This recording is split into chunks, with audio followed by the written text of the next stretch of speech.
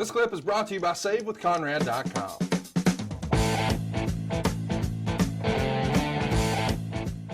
I guess still is.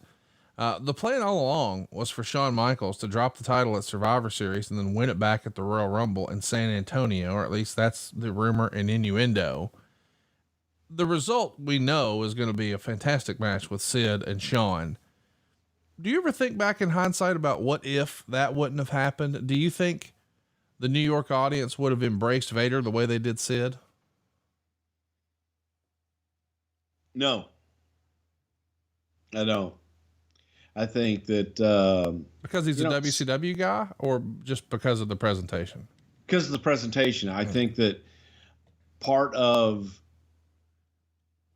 Sid, man, Sid was Sid. Sid was charismatic as hell and a damn interesting character. So Sid looked that monster part. And I think that by that time in his career, Leon wasn't what he was before. Right. At this point in his career. He just wasn't. He was a little bit less than. He was Vader light. Well, next up, boy, you got to go out of your way to watch this. This is the second best match of the show, at least to me. It's the main event. And what a New York reaction this is, buddy. The fans are all about Sycho Sid. He's going to come out. Fans are going to start fist bumping him. And remember, he's a heel. And Shawn Michaels is, of course, the greatest wrestler in the world in this era. Meltzer would write this: a couple of stories in this match. Michaels did an incredible job carrying Sid to probably the best match in his career. I would agree. He should be given a lot of credit for professionalism, because we've seen guys on the night they're supposed to drop the strap just really pout and be babies about it, killing their match. The other story was just about how much the crowd turned on Michaels during the match.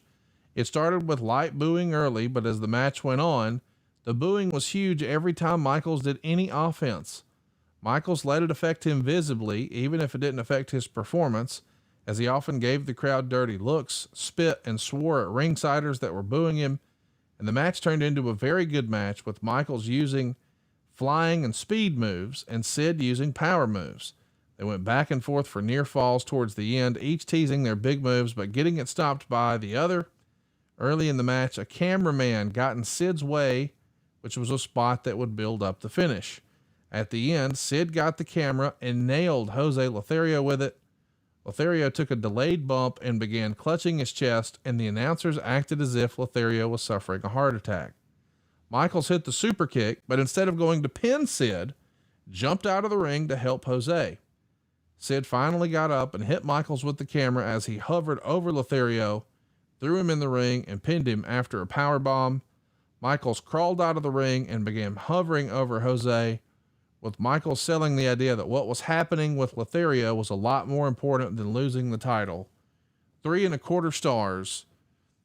I mean, listen, sometimes we say, oh, we hate heart attack angles and the silliness and all that, but the sweet story that we have known for all of 96 is that Jose Lothario is this almost Mickey type character in the vein of Rocky for Shawn Michaels. And now here he is, this older gentleman, attacked by this hulking giant, and he's more concerned about his friend than the title, and ultimately it costs him the title. And these rabid New York fans, a lot of them, including Vladimir, who's sitting ringside, is all about it. They think of Sid as the man, and Sid has no problem reminding you he's the man. Just a great match, and I agree with Dave, probably the best of Sid's career. What say you, Bruce? Great story. I thought it was an absolutely tremendous story. It was a great story that Sid played perfectly, and Shawn, man, was there for everything and made it. And even if you didn't care, which a lot of people didn't care about Jose as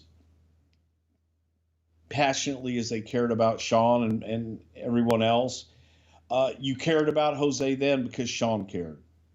And that's what made it. It's, even if you didn't give a shit about Jose, you cared because Shawn cared and was willing to make that sacrifice for him. Chat me up about the reaction. Were you surprised? Was Vince surprised by the reaction to Sid or Shawn during this match? Not really. No, because Sid was getting those reactions. Sid, was going out and big impressive bastard, and people were cheering him everywhere we went. So you kind of thought that was going to happen, but we also thought that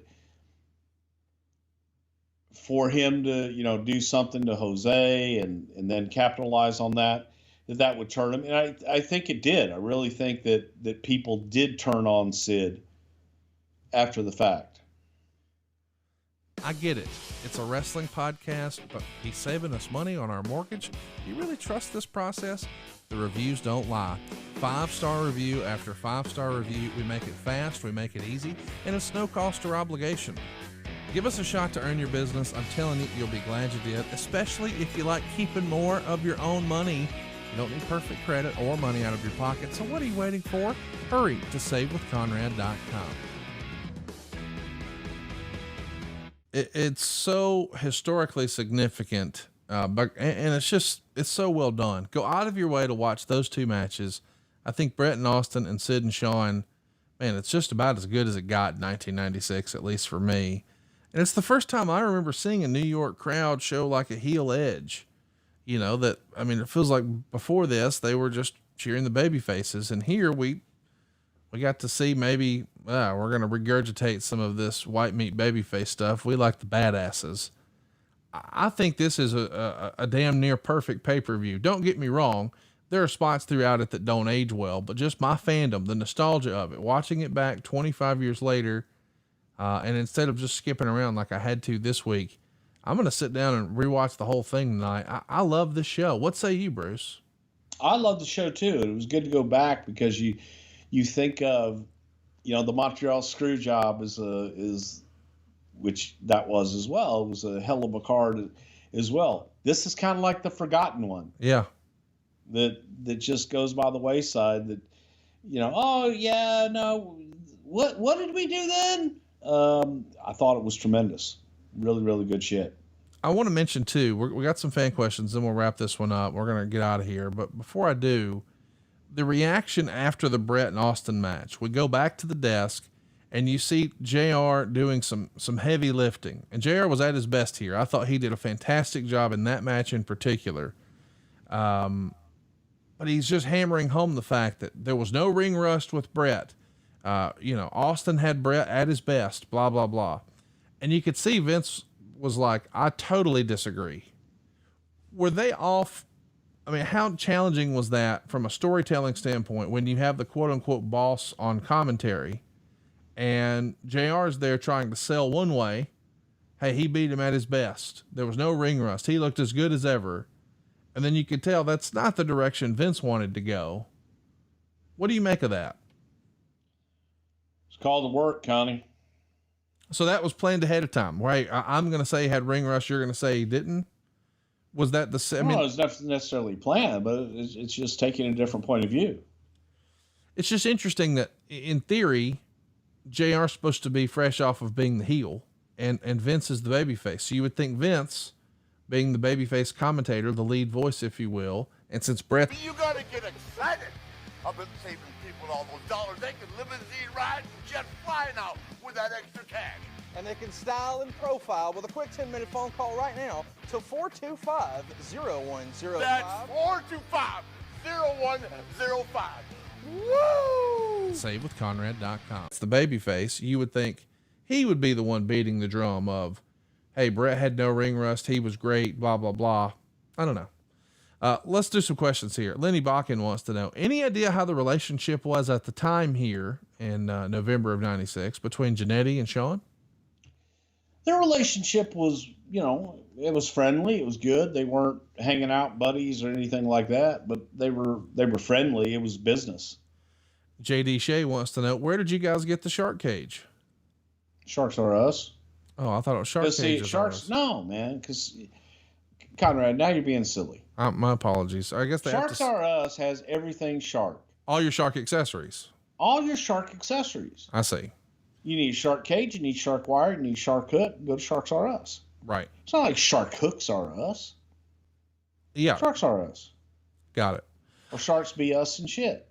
Oh, that's like the rival store, the Spite store across the street, right? Ding, ding, ding. I heard about that. You got to have the in shit in there too. Yeah. They even put it that way in the phone book. Yes. Owen wants to know. Because that's when you look it up, and it's triple A, we be sharks and shit. A, so that his first comes up in the phone book. Tune in next week for more early 90s phone book hacks. Owen wants to know, was that real? I know him. I do too. Why do you think we're 1ST Family Mortgage? There you go.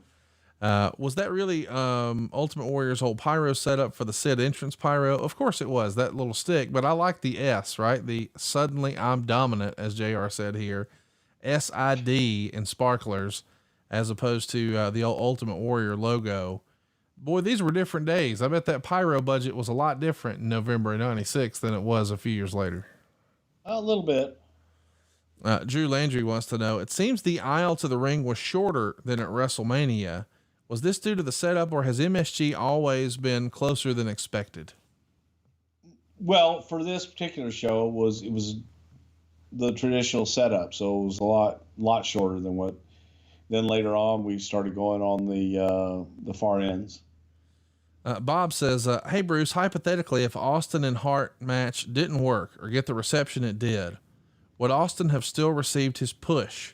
Did this match determine that, or was it inevitable?" That is interesting to think about, Bruce. What if the match wasn't great? What if it was a miss?